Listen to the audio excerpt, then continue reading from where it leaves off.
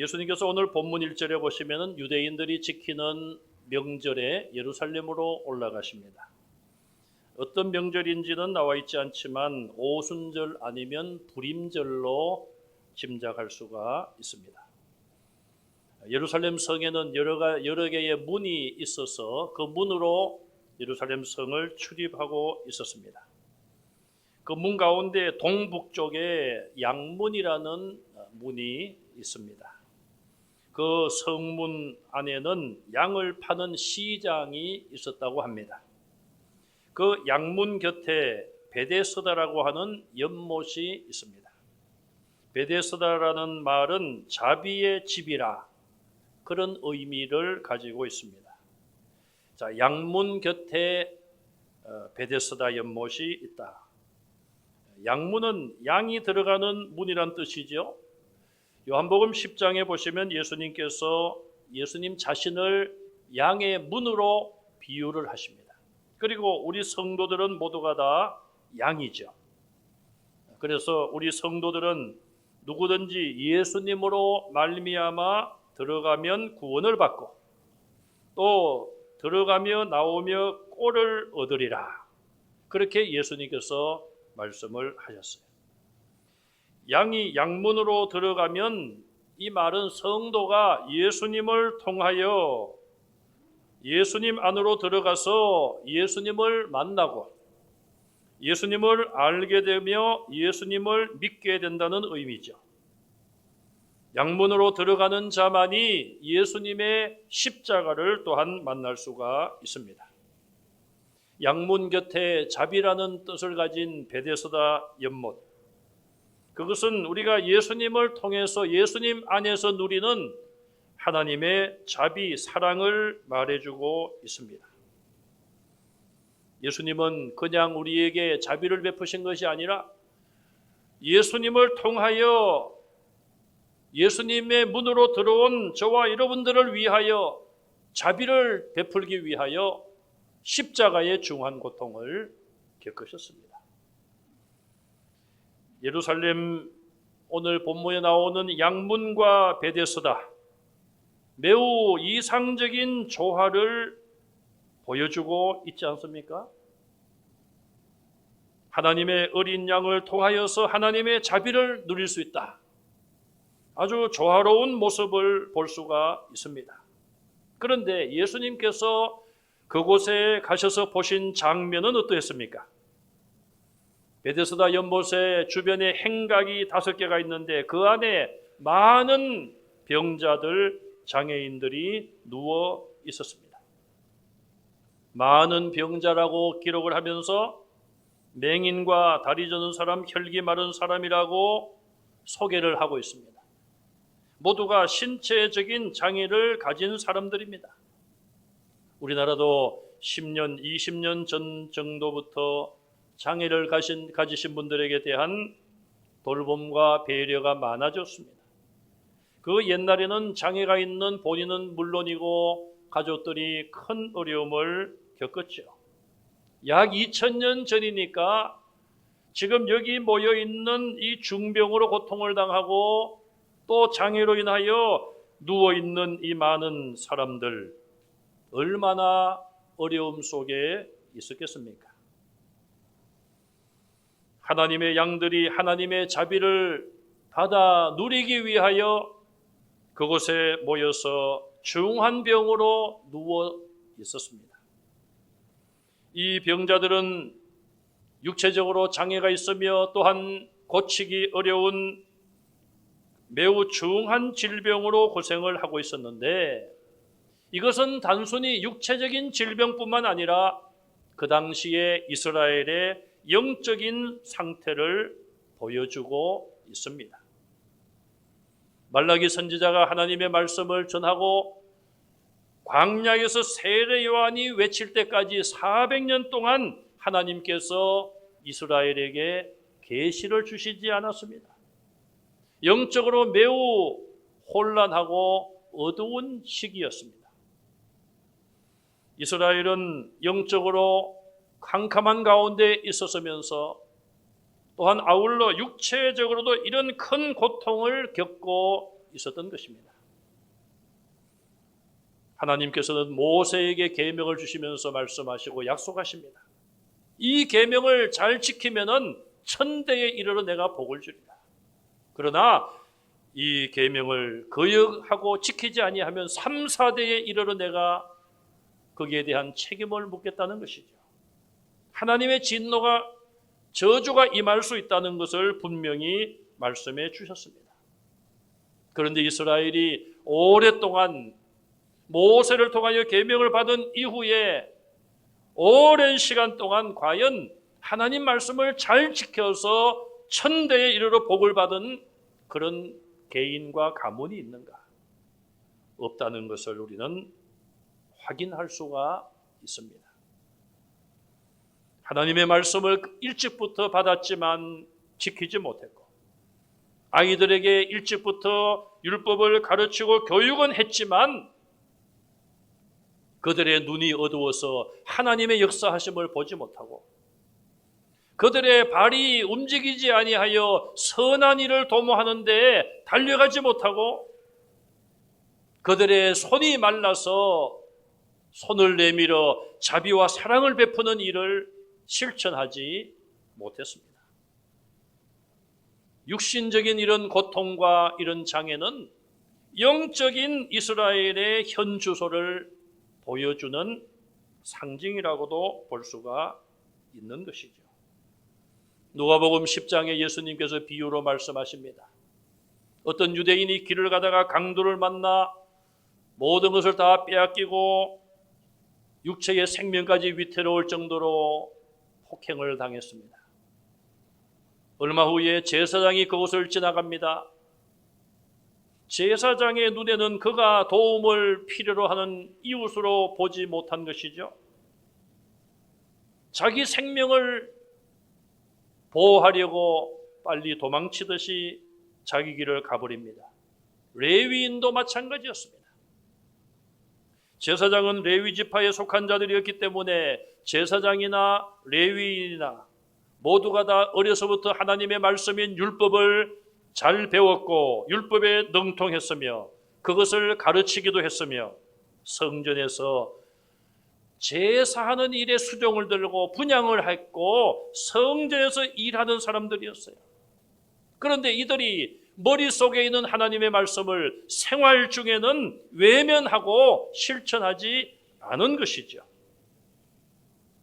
하나님의 율법과 하나님이 주신 직분을 그냥 장식품 정도로, 액세서리 정도로 생각한 것이죠. 그와 반면에 사마리아인이 그곳을 지나가게 되었습니다. 강도를 당하여 죽게 된 그 사람을 보게 됩니다.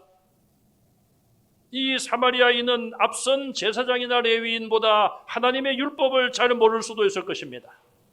교육을 덜 받을 수도 있을 것이며 성전에서 일하는 사람도 아닙니다. 오히려 그들로부터 이방인 취급을 받던 사람이었습니다. 그럼에도 불구하고 이 사마리아인의 눈에는 강도 만나 쓰러져 있는 사람이 도움이 필요한 이웃으로 보인 것이죠. 그의 발은 그를 향하여 달려갔습니다. 그의 손은 자기의 모든 것을 다 내어놓으며 희생하며 도움이 필요한 죽어가는 그 사람을 도왔고 그를 살렸습니다. 결국 예수님께서 베데스다 연못에서 보신 그 모습은 이스라엘의 신앙이 제사장과 레위인들처럼 외식하는 신앙이요, 도움이 필요한 자를 전혀 도와주지 않는 그런 이기적인 신앙임을 말해주고 있습니다. 그뿐 아니라 그곳에 모여든 자들, 장애인과 중병에 걸린 사람들의 목적은 무엇입니까? 천사가 가끔씩 그 연못에 내려와서 물을 움직이면은 그때에 처음으로 연못에 들어가는 자는 어떤 병이든지 낫는다. 오늘 본문에는 그렇게 되어 있습니다만은 갈로가 쳐져 있고 어떤 사본에는 이 내용이 아예 없어요. 아마도 우리는 이런 내용이 전설로 오래전부터 내려오던 이야기로 생각할 수 있습니다. 전설이기 때문에 그 말을 조그마한 소망으로 삼고 믿고 사람들이 몰려온 것이죠. 혹시라도 천사가 내려와서 이 물을, 연못의 물을 움직이게 하면은 내가 가장 먼저 들어가서 내 병을 고쳐야 되겠다. 그 목적을 가지고 사람들이 모여 있습니다. 결국 자비를 베풀고 자비가 나누어지는 그런 장소여야 할 텐데 그것이 아니라 그것은 또 다른 경쟁의 장소가 되었습니다.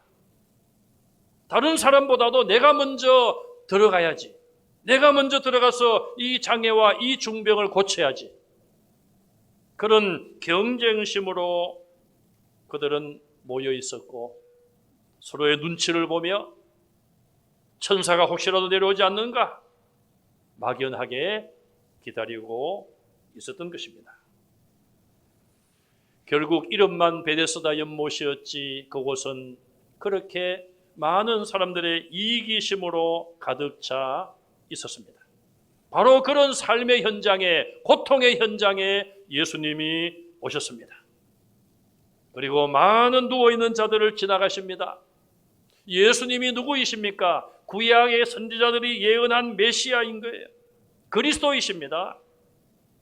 메시아가 자기들 곁에 찾아왔습니다. 얼마나 좋은 기회입니까? 메시아라면은 주여 나를 구원해 주십시오. 요청할 수 있지 않습니까?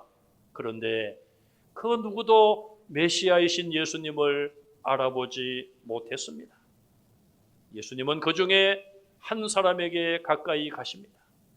그는 38년 동안 중병을 앓고 있는 중병 환자였습니다. 38 무엇을 상징하는 숫자입니까? 38 하면은 여러분 무엇이 기억납니까? 38선. 38선이 기억이 나죠? 자, 물론 38년 동안 병을 앓은 사람이 분명해요.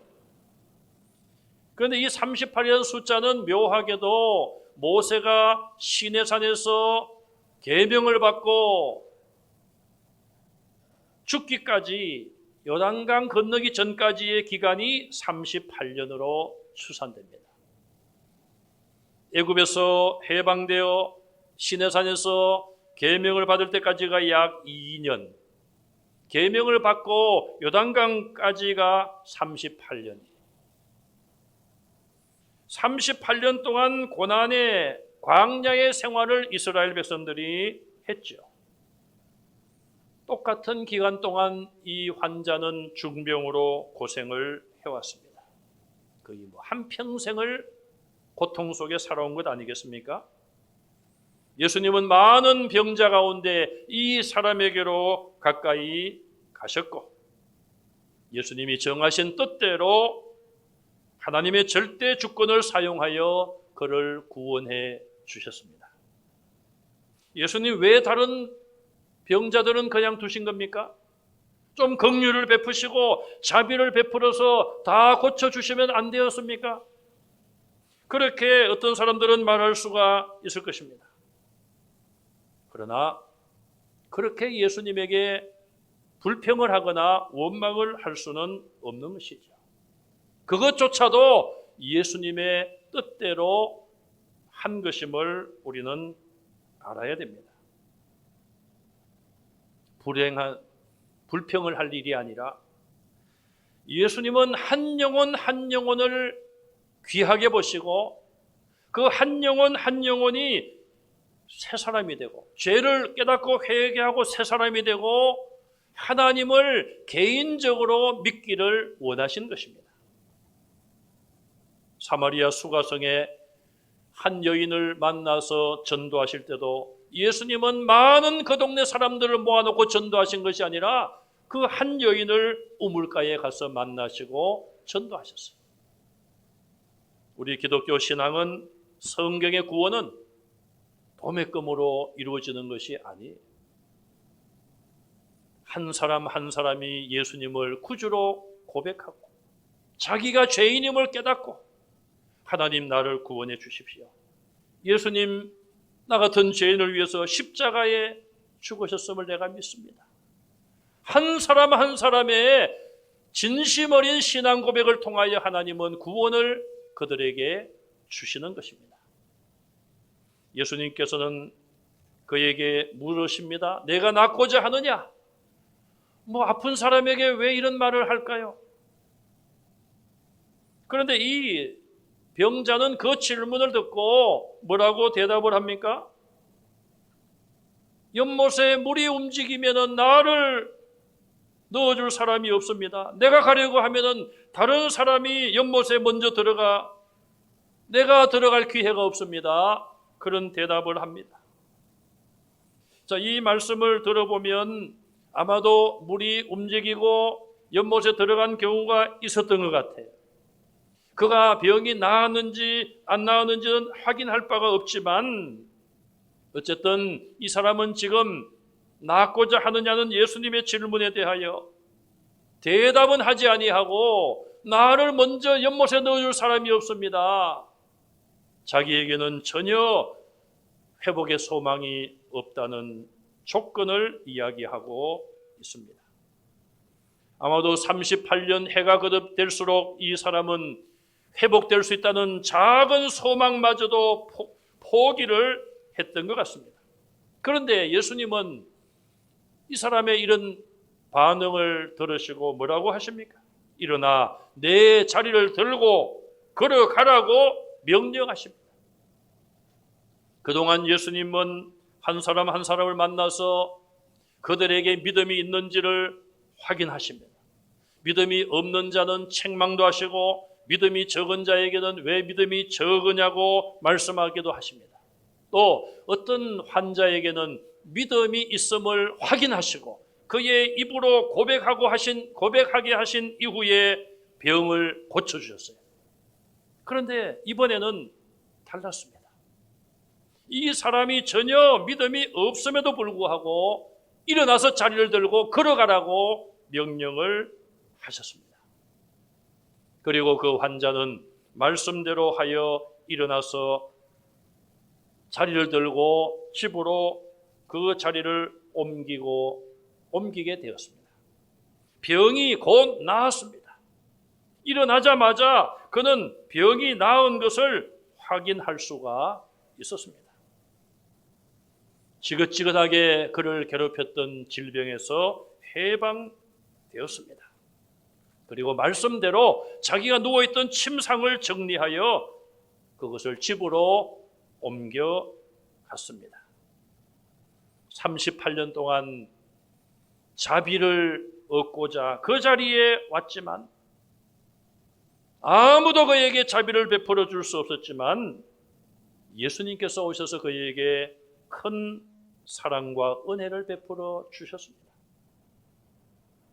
예수님이 오셨고 예수님이 말씀하셨고 예수님이 기적을 행하심으로 온전하게 치료가 되었습니다. 얼마나 놀라운 사건입니까? 기적이요 큰 기쁨의 일이 일어났어요. 한 생명이, 한 인생이 살아온 지난 38년이란 긴 세월 동안 고통의 늪에 빠져 있다가 건강이 온전히 회복되었습니다. 정말 놀라운 일이 아닙니까? 모든 사람이 듣고 소동이 일어날 만한, 환호성이 일어날 만한 그런 일이 아니겠습니까? 그런데 9절 하반절에 이날은 안식일이라. 이날은 안식일이라. 왜 이것이 기록되어 있을까요? 10절 이하에 보면은 유대인들은 38년 된 이 병자가 자기가 누워있던 침상을 정리하여 들고 자기 집으로 옮겨가는 것을 보았습니다. 그리고 그러면 어떻게 해야 될까요? 정상적이라면 어떻게 해야 되겠습니까? 아니 여보시오, 당신 조금까지도 아파서 누워있던 사람이 아닙니까? 어떻게 된 일입니까? 어떻게 지금 이렇게 건강이 회복되어서 지금 움직이며, 아니 홀몸도 아니고 짐까지 들고 지금 이렇게 어떻게 이렇게 된 일입니까? 이게 정상적인 반응 아니겠습니까? 그런데 그들은 이 회복된 사람에게 뭐라고 이야기를 합니까? 당신이 지금 안식일에 이 짐을 옮겨가는 것은 옳지 않은 일이다. 그렇게 지적을 합니다. 여러분, 하나님께서 모세에게 십계명을 주시면서 안식일을 기억하여 거룩하게 지키라고 말씀을 하셨지, 언제 예수님께서 안식일에 자리를 정리하거나 옮겨서는 안 된다 말씀하신 적이 없어요. 안식일에 일하지 말라고 하는 것은 안식일의 모든 시간, 대부분의 시간을 세상의 어떤 일로, 생업의 일로 하나님께 예배를 드리지 않으며 그런 일에 몰두하는 것을 의미하는 것이 아니겠습니까? 그런데 그 후에 유대인들 스스로가 많은 법을 만들었습니다. 여러분, 바느질을 하려면은 몇 번 바늘을 몇 번 동안 이렇게 뜸을 해야 됩니까? 옛날에 저도 자취하면서 바느질을 조금은 해봤어요. 옛날에는 양말이 또 얼마나 잘 떨어지는지, 요즘은 양말은 구멍이 잘 안 나요. 요즘 양말. 옛날에는 양말이 그냥 뭐 또 젊어서도 그런지 몰라도 양말에 구멍이 나면은 뭐 옛날에 구멍 난다고 다 버렸습니까? 양말을 이렇게 꿰맸죠. 저도 바느질을 좀 했습니다. 양말을 꿰맬 때는 백열 전구를 안에 넣어가지고 꿰매니까 잘 되더라고요.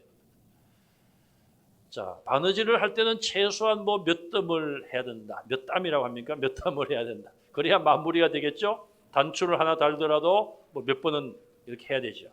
뭐 예를 들어서 뭐 최소한 바느질을 하는데 뭐 10땀을 떠야 된다. 예를 들면은 그러면은 바느질이 된다. 그러면은 유대인들이 어떻게 법을 정했는가 하면은 9번까지는 괜찮다. 10번은 안 된다. 10번 이상을 하면은 안 된다. 이게 그들이 만든 안식일법이에요. 이게 누구를 위한 법입니까? 하나님을 위한 법이에요. 안식일에 또 시급한 환자를 예수님께서 고치고 살리신 적이 있는데 왜 안식일에 그렇게 했느냐고. 그러면은 안식일에 생명이 위독한 사람 수술도 하지 말고 치료도 하지 말아야 됩니까? 그런 건 아니지 않습니까? 1년, 2년도 아니라 38년 중병을 앓았던 이 사람이 지금 나았습니다. 그리고 자기 누웠던 침상을 옮겨가고 있습니다. 그런데 그것을 지켜보던 유대인들의 반응이 당신 지금 안식일에 일하는 것, 그거 옮기는 것 옳지 않다고 정죄를 하고 있는 거예요.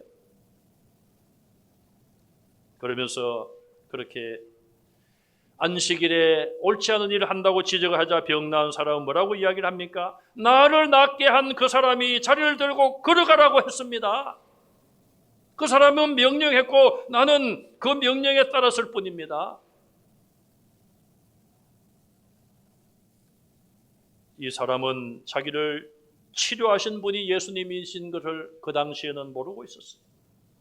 그러나 자기에게 변화가 온 것은 확실하게 이야기를 합니다. 내 병이 나았습니다. 나를 낫게 한 그분이 자리를 들고 가라고 했습니다. 있었던 사실을 분명하게 그대로 이야기를 하고 있습니다. 그의 말 속에는, 그의 마음 속에는 아마도 율법을 중시하여 안식일을 지키는 일보다도 자기에게 나타난 변화가 더 큰 것이 아니겠습니까? 또 자기는 그 말씀에 순종하는 것을 선택했다고 말하고 있는 것이죠. 비록 예수님인 줄 몰랐지만 그는 자기에게 찾아온 어떤 분이 그렇게 명령하자 그 명령에 순종을 했으며 아마도 성령께서 순종할 수 있는 마음과 믿음을 주셨을 거예요. 그리하여 그의 무거운 짐은 벗어지게 되었습니다. 이제 유대인들의 관심은 안식일에 거의를 시킨 자가 누구인가? 거기에 대한 관심을 가지고 있었습니다. 12절에 그가 누구냐 질문을 했지만 병 나은 사람은 그가 예수님인 줄을 알지 못했어요. 대답을 하지 못했습니다. 14절에 보니까 그 후에 예수님이 병 나은 자를 성전에서 다시 만나십니다. 그리고 그에게 오셔서 말씀하십니다. 보라, 내가 나았으니 더 심한 것이 생기지 않도록 다시는 죄를 범하지 말라. 이 병 나은 사람은 병이 나은 이후에 하나님의 성전에 올라갔습니다. 38년 동안 예배도 제대로 드리지 못하고 실패자로 살면서 원망과 불평 속에 살아왔던 그가 예수님을 통하여 구원을 받고 병 나음을 받았습니다. 이제 그의 삶이 바뀌어진 것이죠. 우리가 하나님의 은혜를 받았으면, 기도의 응답을 받았으면 이 사람처럼 우리의 삶도 변화되어야 되는 것이죠. 우리가 기도를 하거나 하나님을 예배하거나 하나님을 찾는 것은, 예수님을 찾는 것은 내가 필요할 때만 찾는 것이 아니, 우리는 항상 하나님 앞에서 살아감을 인식해야 되고, 또 우리는 항상 호흡하는 것처럼 하나님께 기도하고 예배하고, 우리 하나님은 우리의 예배를 기쁘게 받으시며 우리의 기도에 응답 주심을 분명히 믿어야 합니다. 특별히 38년 동안 하나님을 예배하지 못했던 이 사람은 이제 삶이 바뀌어졌습니다. 하나님이 주신 은혜, 그것에 대하여 이제는 그 은혜를 간직하고 그 은혜에 감사하는 삶으로 바뀌어졌습니다. 그리고 성전에서 만난 자기를 낫게 해주신 그분, 자기에게 일어나 자리를 들고 걸어가라고 명령하신 그분이 예수님이신 줄 알게 되었죠. 그러자 16절 이하에 보면은 유대인들에게 이제 가서 그 사실을 이야기합니다. 나를 낫게 하신 분은 예수라고 알려줍니다. 그러자 유대인들은 그때부터 예수가 안식일에 하지 못할 일을 다른 사람에게 시켰다, 예수님을 정죄하기 시작합니다. 박해하기 시작합니다. 예수님은 그들의 그런 것을 아시고 내 아버지께서 일하시기 때문에 나도 일을 한다. 그렇게 말씀을 하시자 이제는 저 예수가 하나님을 아버지라고 부른다, 하나님을 자기와 동등하게 여긴다, 이런 또 죄목을 만들고 신성모독죄로 예수님을 몰아가며 죽일 기회를 찾기 시작하게 되었습니다. 병고침 받은 사람은 예수 그리스도의 이름을 그들에게 분명히 알렸습니다. 그리고 그 예수님이 자기를 낫게 했다는 것을 분명히 선언한 것이죠. 그가 얼마를 살았는지 우리가 알 수 없지만 아마도 그는 세상 끝날 때까지, 자기가 죽을 때까지 받은 은혜를 잊지 못하고 예수님이 나를 이렇게 낫게 했습니다. 나를 낫게 하신 분은 바로 예수이십니다. 예수님의 이름을 전한 줄로 믿습니다. 그러나 유대인들, 유대교 지도자들, 율법을 가장 잘 알고 있었고 구약 성경에 능통했던 그들, 구약에 예언된 메시아, 그 메시아로 예수님이 오셨는데도 불구하고, 자기들이 그렇게 잘 알고 있는 성경이 성취되었는데도 불구하고 예수님을 메시아로, 그리스도로 영접하지 못했습니다. 그리고 오히려 자비를 베풀고 사랑을 베푼 예수님을 박해하고 죽이려고까지 했고, 결국 마지막에는 십자가에서 못 박아 죽게 했습니다. 자기들이 죽이게 했고 자기들이 결정하여 예수님의 생명을 자기들이 빼앗고 자기들이 승리한 것으로 착각을 했지만 예수님의 십자가의 죽음은 저와 여러분들을 구원하기 위한 우리를 대신한 죽음이었습니다. 하나님께서 허락하신 죽음이었고 예수님의 죽음의 그 길을 통하여서 우리가 구원의 은혜를 받게 된 것입니다. 수많은 사람들, 수많은 죄인들 중에 예수님이 어느 날 내 곁에 오셨습니다. 내가 구원을 받고자 하느냐? 내가 낫고자 하느냐? 물으셨습니다. 나는 내가 낫고자 합니다. 나를 구원해 주십시오. 그렇게 분명하게 대답도 하지 아니했는데 예수님은 지금까지 나를 사랑해 주셨고 지금까지 나를 치료해 주셨습니다. 예수님은 법을 내세우지 않으셨고 사랑과 용서를 먼저 우리에게 보여주셨습니다. 그 사랑을 받은 우리는 나를 낫게 하신 분은 예수님이십니다. 나를 구원하신 분은 예수님이십니다. 분명하게 증거하는 저와 여러분들이 되시기를 간절히 바랍니다. 병나음을 받은 이 사람이 나를 낫게 하시는 예수라고 말씀을 분명하게 이야기한 이후로 예수님이 핍박을 당했습니다. 저와 여러분들은 나를 구원하여 주신 분은 예수님이십니다. 이 말씀을 외칠 때에 우리가 이 땅에서 핍박을 받을 수가 있을 것입니다. 오늘 여러분들의 현재 상황은 어떠합니까? 어떤 분들은 그런 고충을 말씀합니다. 목사님, 주일날 예배 가고 싶은데요. 월요일날 출근을 하면은 동료들이 묻습니다. 어제 교회 갔냐고. 갔다 오라면은 슬슬 피한다. 가까이 오지도 않고. 어떤 직장은 아예 예배당 예배 참석했다가 잘못되면은 아예 그냥 사직할 생각을 하라고. 얼마나 지금 우리가 이런 어려운 가운데 있습니까? 그러나 그럼에도 불구하고 나를 낫게 하신 분은 예수님이십니다. 나를 구원하신 분은 예수님이십니다. 당신도 그 예수님을 믿어야지 구원받습니다. 우리는 핍박을 무릅쓰고라도 우리가 분명하게 이야기할 것은 이야기하고 선포할 것은 선포하는 저와 여러분들이 되시기를 간절히 바랍니다.